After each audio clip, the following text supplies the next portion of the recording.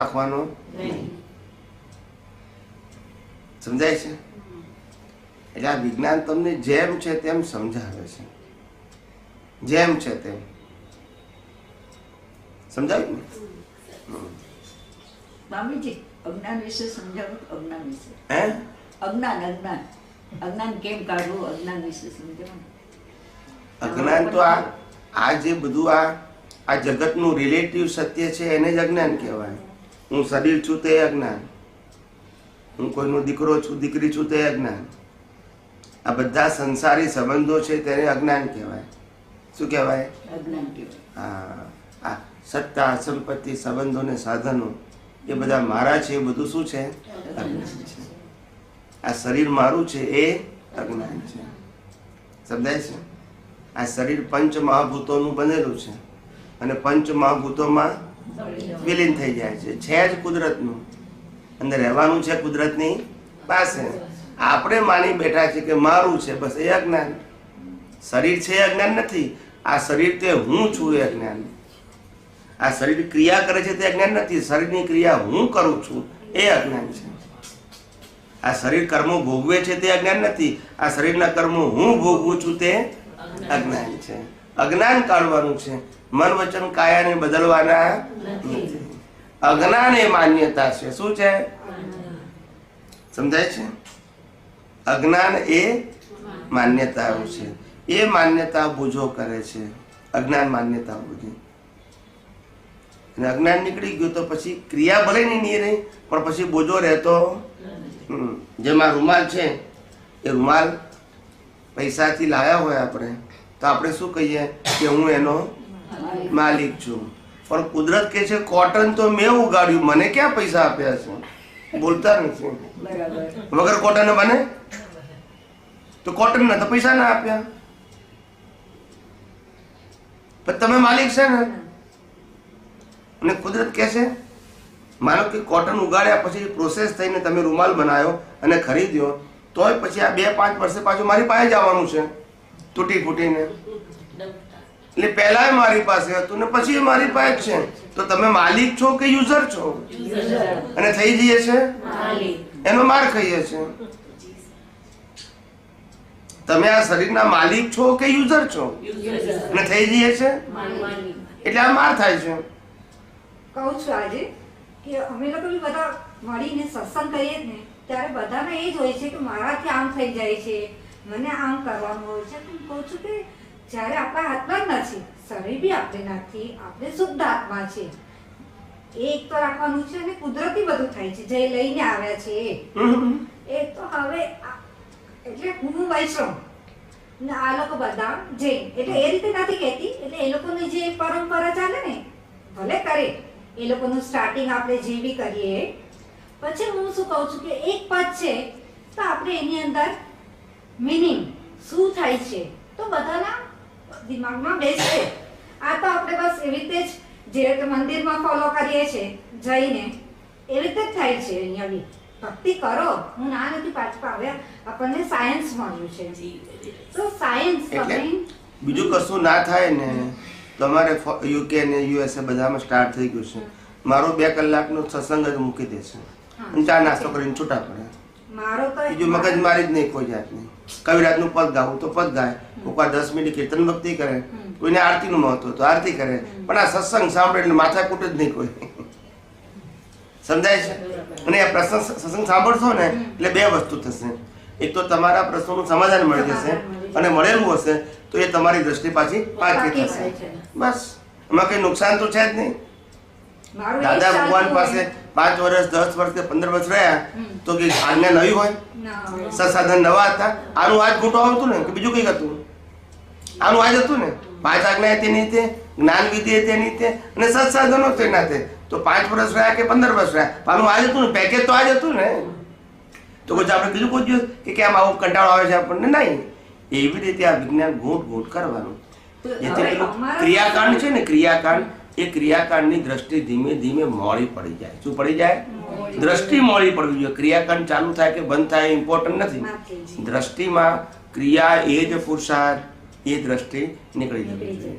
ક્રિયા એ પ્રકૃતિનો સ્વભાવ છે અને પ્રકૃતિનો એ ઉદય કર્મ છે અને એનાથી સર્વથા મુક્ત એવું શુદ્ધાત્મા છું. એનાથી મુક્ત એવો હું શુદ્ધાત્મા છું એ આપણો આધ્યાત્મિક પુરુષાર્થ ને ક્રિયા કરવાથી આનંદ આવ્યો એ પ્રકૃતિનો પુરુષાર્થ. એટલે એક ભાઈએ મને કીધું કે આપણે ત્રિમંત્ર બોલીએ તો લાભ થાય કે નહીં. એટલે મેં કીધું તાવ આવ્યો હોય અને તાવની દવા લઈએ તો લાભ થાય કે નહીં? બોલતા નથી. પણ એટલે પુરુષાર્થ કહેવાય ને, બોલો ને. બસ તો પછી પ્રકૃતિને તાવ આવ્યો ને પ્રકૃતિએ દવા લીધી, મટી ગઈ, એને આનંદ આવ્યો. એમ આપણે ત્રિમંત્ર બોલ્યા અને એને આનંદ આવ્યો. તે આત્માનો માટે છે કે એના માટે છે? તો પ્રકૃતિ માટે પ્રકૃતિ કરે એને આત્મા સાથે શું કામ જોડો છે એમ કહું છું. એને કરે છે એનો વાંધો જ નથી. એને આરતી કરવી ગમે સવાર સાંજ તો ભલે ને કરે. પ્રકૃતિને આરતી ગમતી હોય તો સવાર સાંજ 2 ટાઈમ કરે, પણ એ પ્રકૃતિનો વિષય છે કે આત્માના આનંદ માટે કરીએ છીએ? બસ તો પછી પ્રકૃતિનો વિષય છે તો એ પ્રકૃતિનો વિષય એ કુદરતી રચના છે કે આપણો વિષય છે? કુદરતી રચના છે. તો પછી એને પુરુષાર્થ કહેવાય? એને ગમે છે એ એના સંજોગો પ્રમાણે કરે છે અને એને આનંદ આવે છે. તો એનો વિષય છે કે આત્માનો વિષય છે? આપણે મોક્ષે જવું એ પ્રકૃતિનો વિષય છે કે આત્માનો વિષય છે? ભાઈ રોજ જે આ શરીર હોય એને એકદમ માનસિક તાણ આવી ગયું હોય, પ્રેશર આવી ગયું હોય, સામાજિક કારણોસર કે આર્થિક કારણોસર, અને પછી કોઈ સમજાય કે ભાઈ તું ધ્યાન કર શાંતિથી, અને આ દુનિયા થોડા સમય માટે તું ભૂલી જાય. એટલે બચારો આંખો બંધ કરીને ભૂલવા પ્રયત્ન કરે અને ધીમે ધીમે 10-15 મિનિટમાં ભૂલી જાય અને 45 મિનિટ સુધી એ દુનિયા ભૂલી જાય છે. એટલે એને પરમ શાંતિનો અનુભવ થાય છે. હવે આ પ્રકૃતિની મેડિસિન છે કે આત્માની છે? તો એને આત્મા સાથે શું કામ જોડો છો? ના સમજાયું. રોગ આનો, દવા આની ને જોડવાનું. બસ આને હું ભ્રાંતિ કહું છું. હું એવું નથી કહેતો તમે ધ્યાન ના કરો, હું એવું નથી કહેતો આરતી ના કરો, પણ એ આનો વિષય છે એમ પૂછ્યું, તમારો વિષય નથી. હવે તમે કેવું કરી નાખ્યું? દેહનો વિષય તે આત્માનો બનાવી નાખ્યો. એટલે પછી આ ભ્રાંતિના જ્ઞાનમાંથી પછી બહાર નીકળાય નહીં. બરાબર છે. સમજાય છે કે? સમજાય છે. માટે દાદા ભગવાને આપતસૂત્રમાં પહેલું સૂત્ર લખ્યું. આપતસૂત્રમાં પહેલું સૂત્ર, તારે મોક્ષે જવું હોય તો કંઈ જ કરવાની જરૂર નથી, અને સંસારમાં ભટકવું હોય તો બધું જ કરવાની ચોખ્ખું જ કીધું. પહેલું સૂત્ર સમજાય છે? એટલે ગમે ત્યારે વાત તો સમજવી પડશે કે નહીં સાહેબ? ખોટે ખોટું કેટલા દિવસ ચાલશે? એટલે હવે આ દુનિયામાં ક્રાંતિ આવી રહી છે. શું છે? ખ્યાલ આવ્યો? એટલે મને બધા કહે કે સ્વામીજી તમે એકલે હાથે કેટલું કામ કરશો? નથી તમારે મંદિર, નથી સંસ્થા, નથી શિષ્યો, તો કેમનું કામ ચાલશે? મેં કીધું એકલા છે એટલે તમે આપણે નબળા છે એ જ તો તમારી ભ્રાંતિ છે. 24 તીર્થંકરો એકલા હતા ને રામકૃષ્ણ એકલા જ હતા ને તો આખી દુનિયાને હરાય કે નહીં? કવિરાજ સાથે જે આપણે સત્સંગ થયો છે ને, હા, એમાંથી એક પ્રશ્ન મને સમજાયો. બોલો બોલો બોલો. કે દર્શન ખુલ્લું થાય પૂરું ત્યાં સુધી જ પુરુષાર્થ છે. હા, અને આમ આપણે એમ કહે છે કે એક સિક્કાની 2 બાજુ છે, જ્ઞાન અને દર્શન. અને જ્ઞાન તો આત્મજ્ઞાન સ્વરૂપે જ છે, એટલે એક સાથે આખું જ્ઞાન ખુલ્લું થાય. તો પછી જેમ જેમ દર્શન ખુલ્લું થાય છે તો તેમ તેમ સાથે જ્ઞાન ખુલ્લું ન થાય કે એક સાથે એનું જ્ઞાન ખુલ્લું થવું એટલે શું સમજાવું તમને? કે આપણું આ હૈદરાબાદ અને અહીંથી આપણું બેંગ્લોર, માનો કે 500 કિલોમીટર છે, દાખલો આપું છું. તો હૈદરાબાદથી બેંગ્લોર જવું, બેંગ્લોર એ આપણું ડેસ્ટિનેશન છે, બરાબર છે? અને બેંગ્લોર તરફ જવું એ આપણો પુરુષાર્થ છે. તો પુરુષાર્થને દર્શન કહેવાય. જેમ જેમ બેંગ્લોરથી નજીક જાઓ છો એ તમારું દર્શન મજબૂત થાય છે, અને બેંગ્લોર તરફ તમે નજીક જઈ રહ્યા છો. પણ બેંગ્લોર આવતું નથી. અહીંથી 50 કિલોમીટર ડ્રાઈવ કરશો તોય બેંગ્લોર નહીં આવે, 100 કિલોમીટર જશો બેંગ્લોર તરફ તોય નહીં આવે, 200 કિલોમીટર જશો તોય બેંગ્લોર નહીં દેખાય, 300 કિલોમીટર પણ બેંગ્લોર નહીં દેખાય, 400 કિલોમીટર બેંગ્લોર નહીં દેખાય. પણ તમે બેંગ્લોરથી નજીક જઈ રહ્યા છો. અને 450 કિલોમીટરે પણ બેંગ્લોર દેખાશે, પણ બેંગ્લોરની તમે 475 80 કિલોમીટરે પણ બેંગ્લોર નહીં દેખાય, પણ તમે બેંગ્લોરની સમજાય છે કે નહીં? પણ બેંગ્લોર ક્યારે આવશે? જ્યારે 500 કિલોમીટર પૂરા થયા ત્યારે તમે બેંગ્લોરમાં જ છો પૂરેપૂરા, 2% 3% નથી. પણ ત્યાં સુધી બેંગ્લોરની નજીક જવાનો પુરુષાર્થ, એનું નામ દર્શન. અને બેંગ્લોર પહોંચી ગયા એનું નામ જ્ઞાન. એટલે ટુકડે ટુકડે બેંગ્લોરનો અનુભવ થતો નથી. એટલે આ બધા પ્રશ્નો લોકોએ બહુ પૂછી નાખ્યા. એટલે મને ઘણા બધાએ પૂછ્યું, મને કે દાદા ભગવાનને કેવળ જ્ઞાન હતું, એમાં 4 માર્ક નાપાસ થયા હતા, એવું તો 1000 વખત બોલ્યા છે. મેં કહું કેટલી વખત બોલ્યા ઇમ્પોર્ટન્ટ નથી. દાદા ભગવાનને કેવળ દર્શન હતું, એમાં 4% નાપાસ થયા હતા. કેવળ જ્ઞાન કોઈને અપૂર્ણ થાય નહીં, આ કુદરતનો કાનૂન છે, કોઈ વ્યક્તિનો કાનૂન નથી. સમજાય છે? સિદ્ધાંત તમારે ના માનવું હોય તમારો અધિકાર છે, પણ વિજ્ઞાનમાં ફેરફાર થશે. કોણ બોલ્યું છે મારા માટે ઇમ્પોર્ટન્ટ નથી. મારા માટે કુદરતનો કાનૂન શું છે મારા માટે ઇમ્પોર્ટન્ટ છે. વ્યક્તિ શું બોલી છે ઇમ્પોર્ટન્ટ નથી. હું બોલું તો મારી પણ બોલી શકે. કુદરતના કાનૂનમાં ભૂલ ના હોય. ને કુદરતનો કાનૂન બધા માટે કેવો હોય? વ્યક્તિએ બદલાય. એટલે કુદરતના કાનૂનમાં જેને પણ કેવળ જ્ઞાન થયું છે, ઇતિહાસ તપાસી લો તો બધાને ફૂલ કેવળ જ્ઞાન થયું છે. કે મહાવીરને પહેલા 350 ડિગ્રી અને છેલ્લા અવતારમાં 360 એવું સાંભળ્યું છે? એટલે કોઈ કેવળ જ્ઞાન સાંભળ્યું તમે? કે કોઈ કેવળ જ્ઞાન પહેલા 350 થયું પછી 360 એવું સાંભળ્યું કોઈ દિવસ? જેને કેવળ જ્ઞાન થાય કેવું થાય? સંપૂર્ણ જ થાય. એટલે એમાં કોઈ વ્યક્તિ વિશેષનો પ્રશ્ન છે? હવે જ્ઞાની પુરુષે કહ્યું તો આપણે એને બીજી ટીકા નથી કરતા. આપણે એવું જ કહેવા માંગીએ કે સિદ્ધાંત આ છે, બસ. ના માનવું હોય તો તમારી સ્વતંત્રતા છે. શું છે? પણ આપણે વિજ્ઞાનની આડીવડી વાત કરીશું. હું આ જગતમાં કોઈને ખુશ કરવા નથી આવ્યો. આ જગતના જેમ છે તેમ આ જગતની વાતોને કરવા આવ્યો છું. કોઈ ખુશ થાય કોઈ ના ખુશ થાય મારો વિષય નથી. સમજાય છે ને? અને મારો વિષય જગતમાં સંખ્યા વધારવી પણ નથી, પણ મેક્સિમમ લોકો આ વિજ્ઞાન સમજે એ મારો ભાવ છે. સંખ્યા વધારવી એટલે શિષ્યો કરવા એ મારો વિષય, પણ મેક્સિમમ લોકો વિજ્ઞાન સમજે એ મારો વિષય ખરો. ને એના માટે આ ટીવીમાં આપીએ છીએ. મારી પ્રશંસા કરવા માટે નથી આપતા ટીવી માટે. કારણ કે આજે જો 2,61,000 આંકડો થઈ ગયો, તમે જોયો છે? વિચાર કરો, હજુ 10 મહિના થયા, કેટલા હજુ વર્ષ થયું નથી. સમજાય છે? તો આપણે તો કોઈને કહેવા જતા નથી, કોઈ જાહેરાત નથી આવતી. જો લોકો જુએ છે ને, જે જુએ છે બીજાને કહે છે, જે જુએ છે બીજાને કહે છે. કેમ કે છે? કારણ કે વિજ્ઞાન જ એવું છે. બધાએ જુએ તો સવાલ જ નહીં ને. કારણ કે આવું વિજ્ઞાન કેટલા વર્ષો પછી આ પ્રેઝન્ટ થાય છે.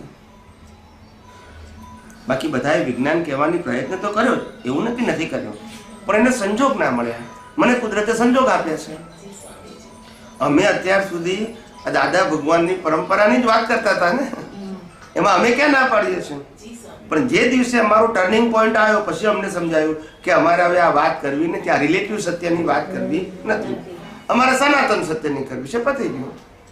એટલે પેલી ખોટી છે એવું કહેતા એ રિલેટિવ સત્ય છે. જેમ પહેલા પણ તમે જે ધર્મમાં હતા એ શું હતું? રિલેટિવ સત્ય હતું. ખોટું તો હતું જ નહીં ને. એમાં આ પણ વાતો શું થઈ ગઈ? રિલેટિવ સત્ય. હવે મારે કઈ કરવી છે? સનાતન સત્ય. તો સ્વામીજી દર્શન ખુલ્લું થાય પછી બી પુરુષાર્થ ચાલુ હોય? દર્શન પુરુષાર્થ કેવળ દર્શન થઈ જાય પછી ના હોય. તો હજી બી આપણે જેવી રીતે અત્યારે બી નાની પુરુષને દર્શનમાં થોડુંક કમ હોય એટલે એને પુરુષાર્થ કરવો જ પડે ને. અમારે કરવો જ પડે. મારે કેવળ દર્શન 360 ડિગ્રીનું થયું નથી. તો સ્વામીજી એવું કેવો પુરુષાર્થ હોય કે જે ખૂટતું હોય? ખૂટતું હોય એટલે હજુ આ જગતમાં જે વસ્તુઓ સમજવાની અમને બાકી હોય સિદ્ધાંત રૂપે, એ અમારી મિસિંગ લિંક કહેવાય. જેમ અમને કર્મનો સિદ્ધાંત હજુ જે કેવળ જ્ઞાનીને સમજાય એવો સમજાતો નથી. કર્મનો સિદ્ધાંત સમજાય છે, પણ કર્મનો સિદ્ધાંત એમને જે રીતે સમજાય એક્ઝેક્ટ એવું અમને દર્શનમાં ખુલ્લો થાય નહીં. કારણ કે એમને તો દેખાય, અમને દેખાય નહીં ને અમને સમજાય. એટલે સમજની અંદર અપૂર્ણતા હોઈ શકે. ખ્યાલ આવે ને? એ લોકોને ખ્યાલ આવે કે તમારે કયા કર્મનું કયું ફળ છે એ પણ એમને ખબર પડે, અને તમે જે તારે કર્મ બાંધો છો એનું ફળ શું મળશે એ ખબર પડે.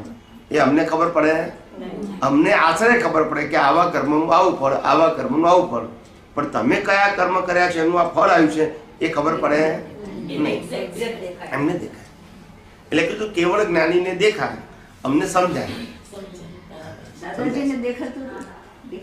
એમને દર્શનમાં દેખાય. અમને દેખાય છે એવું જ દેખાય એમને એમના લેવલથી દેખાય, અમને અમારા લેવલથી દેખાય. જી સ્વામી. ખ્યાલ આવે ને? પણ એ દેખાયું પણ કેવું દર્શનના આધારે દેખાયું. પેલા લોકોને કેવળ જ્ઞાનમાં દેખાય, એટલે કેવળ જ્ઞાનમાં દેખાય એ એક્ઝેક્ટ હોય. દર્શનમાં ભૂલ હોઈ શકે.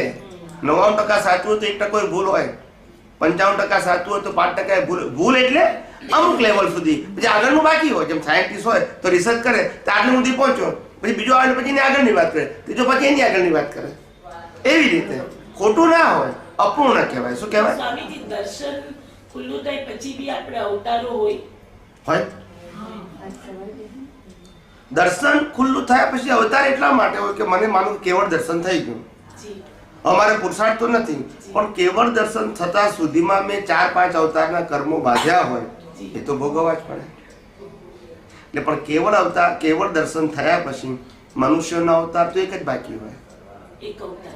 હા, મનુષ્યનો અવતાર એક બાકી હોય, પણ મનુષ્ય સિવાય દેવગતિનો અવતાર બાકી હોય, નરકગતિનો બાકી હોય, પશુઓનો બાકી હોય. તે પૂરો કરવો પડે, એમાં કોઈ ઓપ્શન નથી. સૈનિક મહારાજાથી આવતી 24ના પ્રથમ તીર્થંકર છે, એ પણ અત્યારે નરકે છે, એવું જૈન પરિભાષામાં કહેવાય છે. તો કે એમને નરકે કેમ જવું પડ્યું? પછી તીર્થંકર થવાના છે, તો કેવળ દર્શન હોય તો તીર્થંકર થાય ને. પણ કેવળ દર્શન થયા પહેલા જે બીજ નાખ્યું એનો તો ભોગવટો આવે જ. એટલે નરગતિ એટલે એમના માટે અધોગતિ નથી, ભોગવટો છે ખાલી. હવે એમને પુરુષાર્થ, અજ્ઞાન પણ નથી. પણ જેવું ત્યાંથી પસશે અહીંયા આવશે તીર્થંકર થઈને મોક્ષે જશે. હવે એમને પુરુષાર્થ હોય પણ પરિણામ તો ભોગવવું જ પડે. તીર્થંકર થયા પછી પણ ભોગવવું પડે, કેવળ જ્ઞાન થયા પછી પણ ભોગવવું પડે. કર્મ સત્તા આગળ કોઈનું ચાલે નહીં. જે બીજ નાખ્યા છે એના ફળ ભોગવવા જ પડે. તીર્થંકર હોય તોય, કેવળ જ્ઞાન થઈ ગયું હોય તોય આવીને ખીલા ઠોકાય. એવું છે, સમજાય છે? એટલે કે પ્રશ્ન એ નથી, પ્રશ્ન તમે બાંધ્યું છે તો ભોગવવું જ પડે. પોસ્ટ તમારી ગમે તે હોય, દશા તમારી ગમે તે હોય, કોઈ ફેર નહીં પડે, ભોગવવું જ પડશે. રામ પણ એ અવતારે મોક્ષે ગયા તોય તમારે વનવાસ થયો, તોય યુદ્ધ કરવું પડ્યું. કૃષ્ણ ભગવાન પણ જ્ઞાની હતા તોય જેલમાં જન્મ થયો. સમજાય છે? પાછું પારકા માતા પિતાના ઘેર રહેવાનું, જન્મતાની સાથે. પાછું જેની સાથે પ્રેમ એની સાથે લગ્ન નહીં. સમજાય છે કે નહીં? દુર્યોધન પાછું એનું માને નહીં. એટલે કર્મ સત્તા આગળ કોઈનું ચાલે નહીં. સમર્થ કહેવાય પણ સ્વતંત્ર. કર્મ સત્તા આગળ બધા બંધાયેલા, આમ સમર્થ કહેવાય જ્ઞાને કરીને, પણ ઉદય કરીને કોઈનું ચાલે. સમજાય છે? ઉદય આગળ કોઈનું ના ચાલે.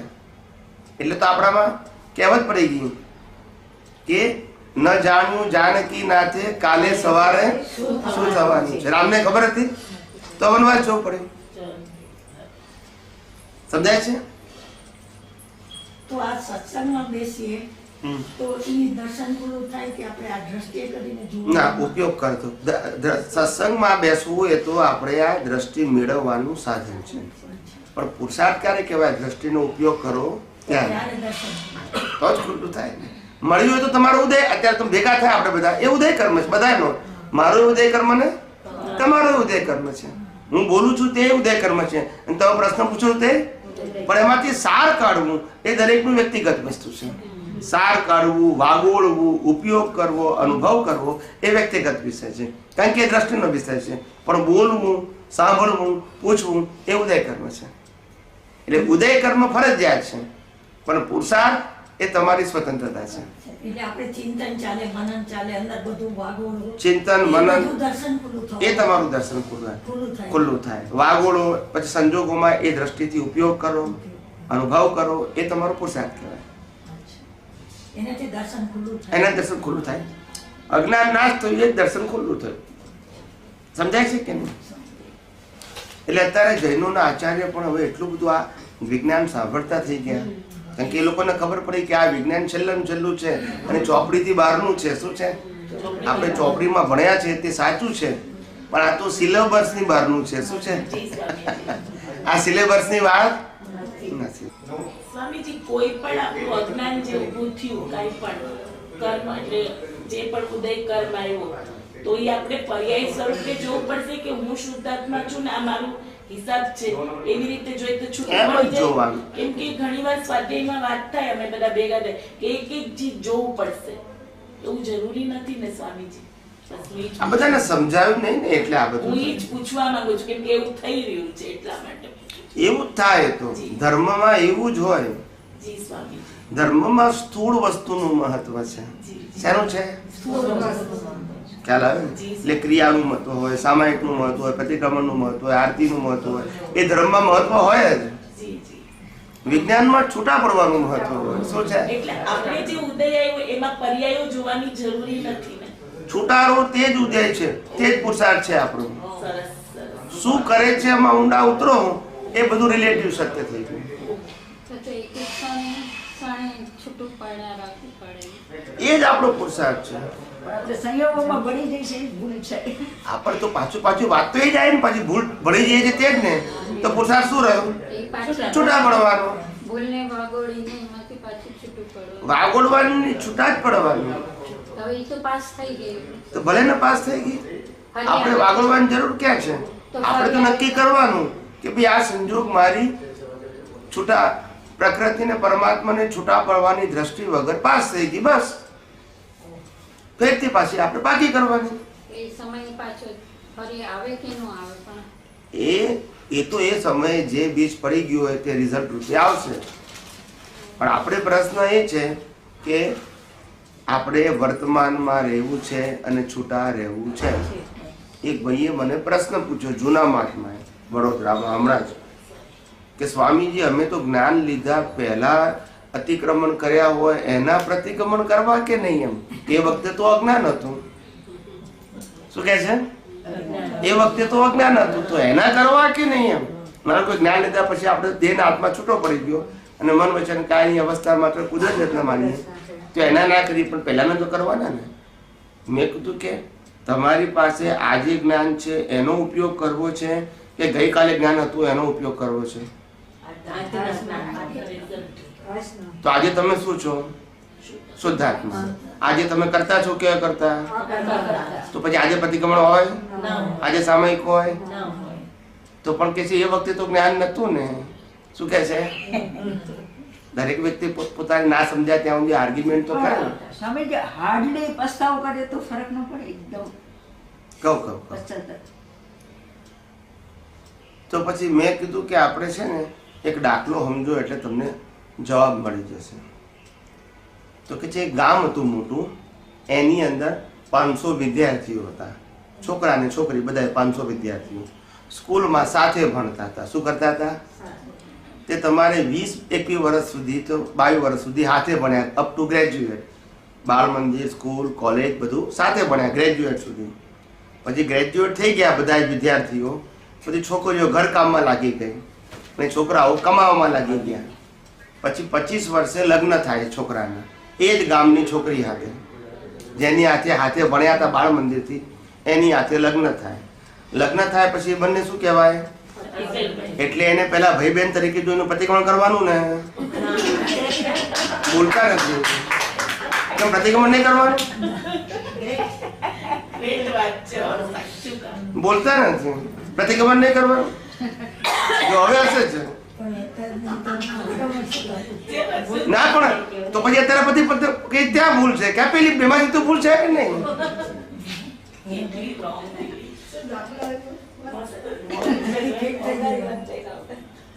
એટલે વાતને તો સમજવી પડશે ને. વર્તમાનમાં રહો ને એમ કહું છું. ભૂતકાળને શું કામ ખોતર કરો છો? Live in a present all the time.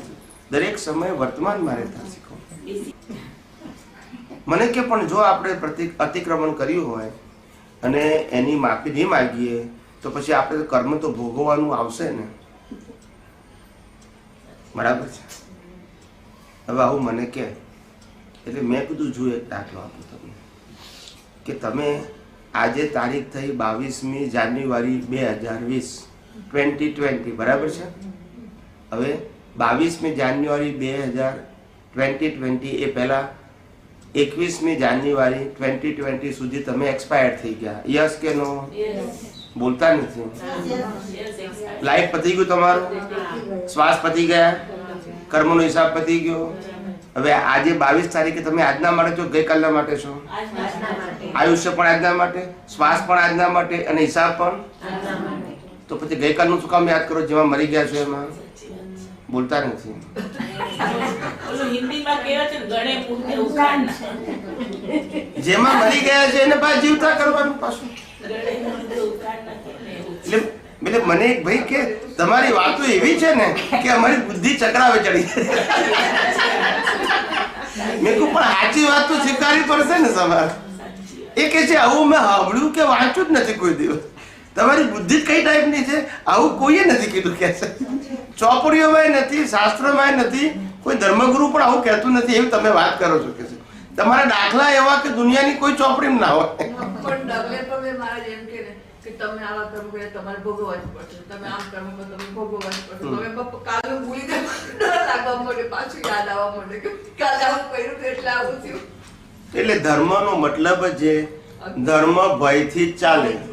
અજ્ઞાન એટલે ભય. આમ કરશો તો આમ થશે ને આમ કરશો તો આમ થશે. એ ભયથી જ ધર્મ. આ બધા ધર્મો કરે છે ભયથી જ કરે છે, પાપના ડરથી કરે છે. પ્રતિક્રમણ એ ખરેખર ભયથી જ થાય છે. પાપનું ડર નથી, પાપ ભોગવવું નથી એટલે પ્રતિક્રમણ કરે છે. જ્યારે સમર્થ પુરુષો પ્રાયશ્ચિત ના કરે, જે ભોગવટો આવશે ભોગવા મંજૂર છે, પણ અજ્ઞાનનો ઉપયોગ તો નથી કરવો. મેં કર્યું એ તો મારે માનવું જ નથી, કારણ કે મેં મારી દ્રષ્ટિમાં હવે સાયન્સ છે. આ મન વચન કાયાનું ચલાવનારો નથી. માટે મેં કર્યું છે એ તો મારે જોઈએ જ નહીં.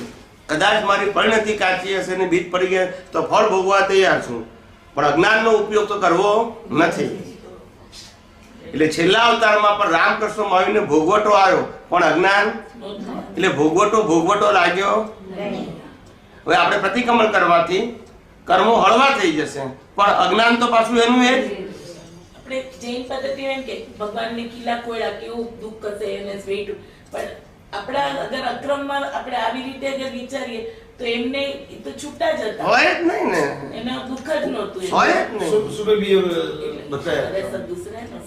नहीं सुबह भी ऐसा बताया, छुट्टा नहीं का स्वामी जी. તો इसीलिए मैंने कहा, તો એટલે કીધું કે આ એટલે મેં કીધું કે ધાર્મિક સત્ય જુદું છે અને સનાતન સત્ય. ધાર્મિક સત્ય રિલેટિવ સત્ય છે, જી અને હું જે વાત કરું છું એ સનાતન સત્ય. એને સંપ્રદાય સાથે લેવા દેવા બધા સંપ્રદાયોથી ઉપર છે. એટલે મેં કીધું દુનિયાના તમામ ધર્મો એ ફોર્મેટ છે. શું છે? અને હું બિયોન્ડ ફોર્મેટની વાત કરું છું, જેમાં ફોર્મેટ જ ના આવે. કમલેશભાઈ નરેન્દ્ર મોદી જેવા સિદ્ધાંતો બોલે. गुजराती है, गुजराती. નરેન્દ્ર મોદી આઈકન છે. आज तक छोटे बच्चे से लेकर बड़े तक नरेंद्र मोदी नहीं आए, एक बात वो काम पूरा होता ही नहीं. ये भी गुजराती है. તો કહું છું કમલેશભાઈ નરેન્દ્ર મોદી જેવા સિદ્ધાંતો બાદ પડે છે. नहीं नहीं पर ભય વગર સનાતન સિદ્ધાંત. सनातन सिद्धांत है. કે મેઘાને એક ડાઉટ છે. બોલો. સ્વામીજી તમે હમણાં કીધું કે પ્રેઝન્ટમાં જીવવું જોઈએ. પાસ્ટ કાલ એક દિવસનું પાસ્ટ ઇઝ પાસ્ટ, એમાં બી ના જીવાય. પણ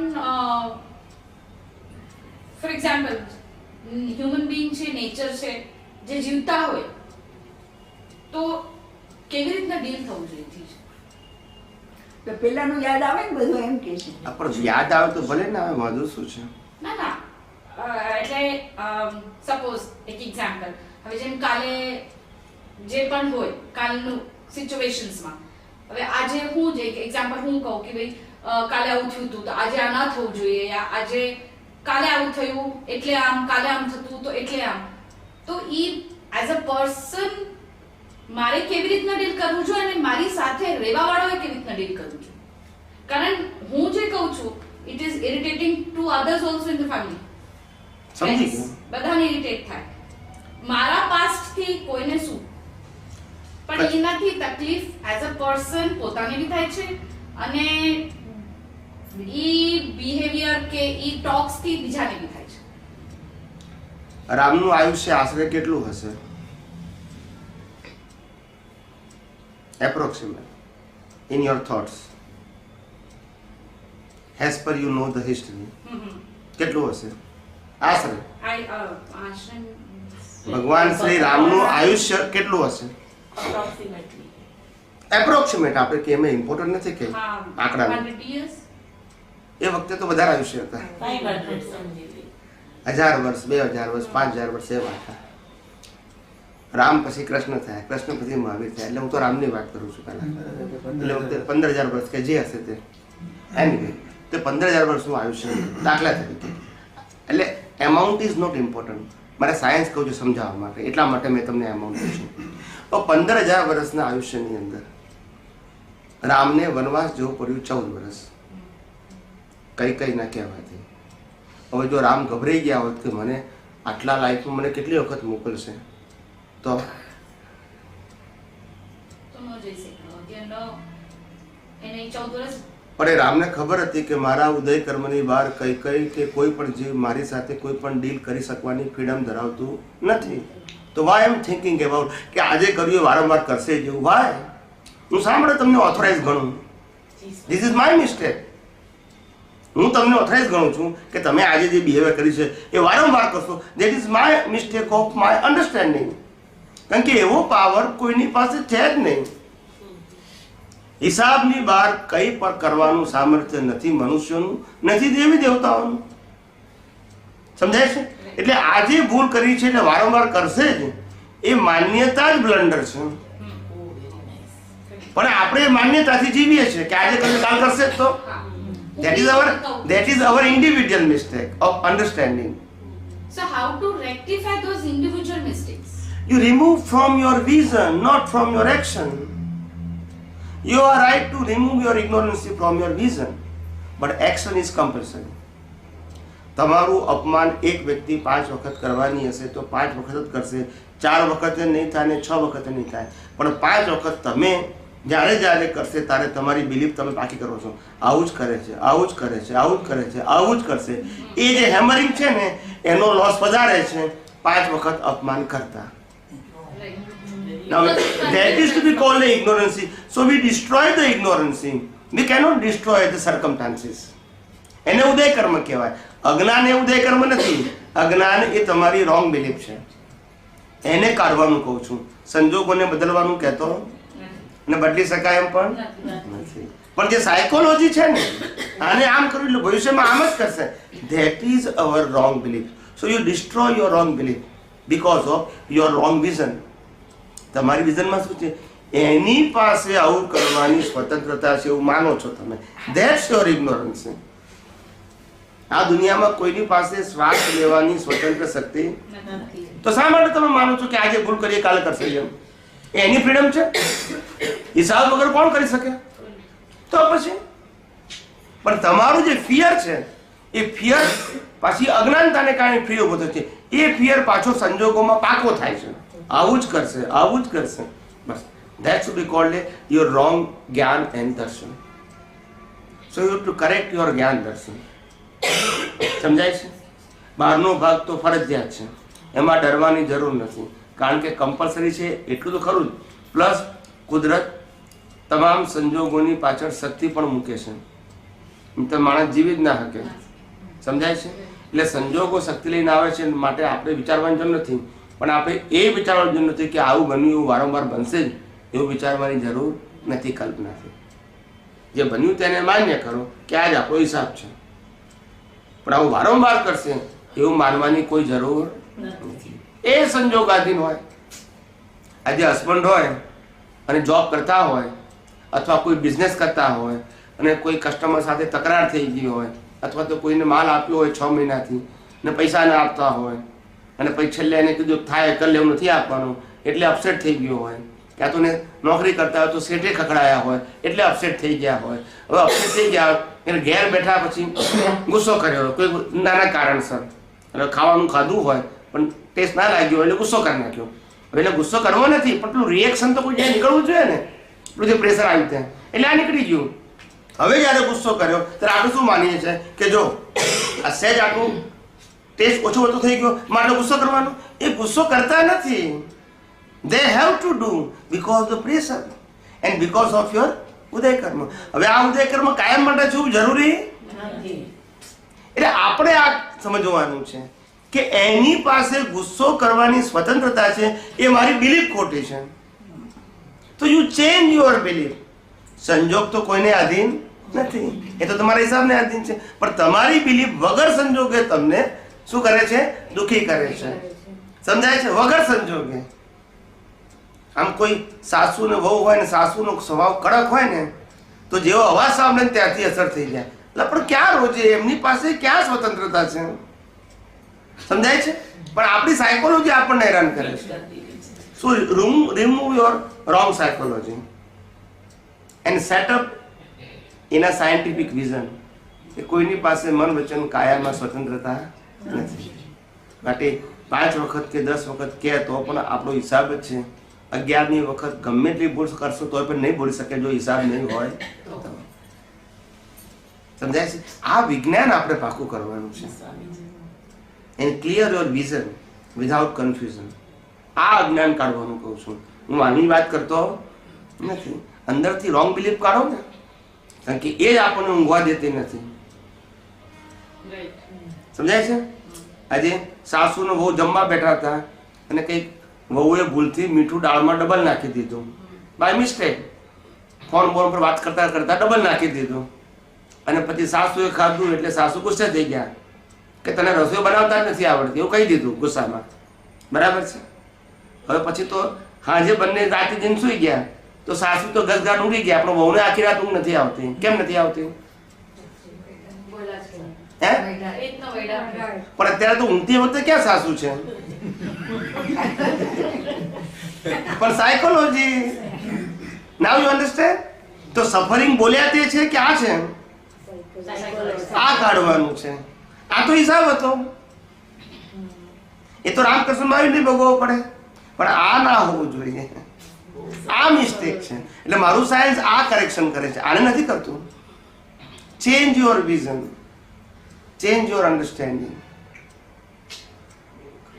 ખ્યાલ આવે? રિલેટિવ સત્યમાંથી સનાતન સત્યમાં જાઓ. રિલેટિવ સત્ય એટલે દુનિયાના લોકો માને છે તે. સનાતન સત્ય એટલે કુદરતનો કાનૂન શું કહે છે તે. એમાં કોઈ વ્યક્તિની વાત, કોઈ ધર્મ સંપ્રદાયની વાત નથી.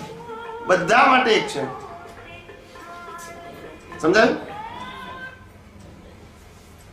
બીજું શું પૂછવું છે? પતી ગયું? જે ડાઉટ લાગશે હું પૂછીશ. ના લાગે તો પૂછી લેવાનું, સંકોચ નહીં રાખવાનું.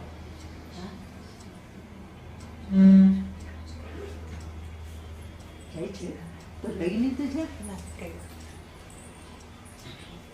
પ્રસાદી લઈ થોડું શીલા. હા બોલો, બીજું કંઈ પૂછવું હોય તો પૂછો. હવે તમારે કોઈને પૂછવું છે કે? હા, તો આપણે એમ માની શકીએ ને કે અભિપ્રાય જે છે એ થોપીને વધારે થઈ જશે અને એની હિસાબે એ આપણે બીજી વાર જે કાંઈ થયું આ જો આવી રીતે થયું ને એ પાછું આમ જ થશે, કારણ કે એને એવું જ ગયું એ જે અભિપ્રાય છે એ ગાઢ થતા ગયા ને એ દુઃખનું કારણ છે. હા, એ બરાબર. હવે સંજોગ દુઃખનું કારણ નથી, એ તો હિસાબ છે. પણ સાયકોલોજી છે ને એ વધારે હેરાન કરે છે. હવે એને કેવી રીતે નિર્મૂળ કરો? કીધું ને કે ભાઈ સત્તા કોઈની પાસે છે. આ રમકડું જે છે એનો સંચાલક કુદરત છે. કોણ છે? આ રમકડાનું મેકર કુદરત છે. આ રમકડાની ડિઝાઇન કુદરતે બનાવી, એટલે બધાની ડિઝાઇન સરખી જ છે. આ જે સિસ્ટમ છે ને અંદરની, આખા દુનિયાનો કોઈ પણ ડોક્ટર કોઈ પણ દર્દીને રિપેર કરી શકે, કારણ કે સિસ્ટમ કેવી છે? એક જ સરખી છે. અંદરની ડિઝાઇન કેવી છે? એક જ સરખી. સમજાયું? હવે ડિઝાઇન એક સરખી છે એટલે કુદરતની બનાવી છે. જો માણસે બનાવી તો બધાની અલગ અલગ હોય, પણ કુદરતે બનાવી છે. અચ્છા, ડિઝાઇન એક છે. પછી આ હાર્ડવેર કોણે બનાવ્યું? ડિઝાઇન કે સોફ્ટવેર કહેવાય, પણ આ હાર્ડવેર કોણે બનાવ્યું? તો કે એ કુદરતે બનાવ્યું. તો કેમ? તો કે પંચમહાભૂતોનું છે. એટલે પંચમહાભૂત કોના છે? એ કુદરતના. એટલે હવે હાર્ડવેર તો બની ગયું, પછી એને 100 વર્ષ જીવતું રાખવા માટે હવા પાણી ખોરાક પણ કોણ આપે છે? એ કુદરત આપે છે. હવે 100 વર્ષ જીવતું રાખ્યા પછી શેના માટે જીવતું રાખે છે? તો કે કર્મ ભોગવવા માટે. તો એના સંજોગ કોણ આપે છે? એ કુદરત આપે છે. એટલે શ્વાસ બંધ કોણ કરે છે? તો તમારી પાસે કઈ જગ્યાએ ફ્રીડમ છે? તમારી પાસે ફ્રીડમ કઈ જગ્યાએ છે? છે તો તમારી પાસે ને તેમ બીજા પાસે છે? હવે જો નથી છતાં આપણને લાગે છે તો કે આપણું જ્ઞાન છે કે અજ્ઞાન છે? તો કાઢવાનું શું છે કે વ્યક્તિને બદલવાનું છે? નાઉ યુ અન્ડરસ્ટેન્ડ? મારું ફોકસ ક્યાં છે? મારું ફોકસ તમારી દ્રષ્ટિ ઉપર છે, દર્શન ઉપર છે, મન વચન કાયની ક્રિયા ઉપર. એટલે આ જે છે તમારું કરેક્શન કરવાનું છે તમારા દ્રષ્ટિમાં, વિઝનમાં. એ હેરાન કરે છે. સંજોગ હેરાન નથી કરતો, સંજોગ તો 1 મિનિટ આવીને જતો રહેશે, પણ એ જે સાયકોલોજી છે ને એ વધારે હેરાન કરે છે. એટલે આ સમજવું પડે આપણે. 1 મિનિટ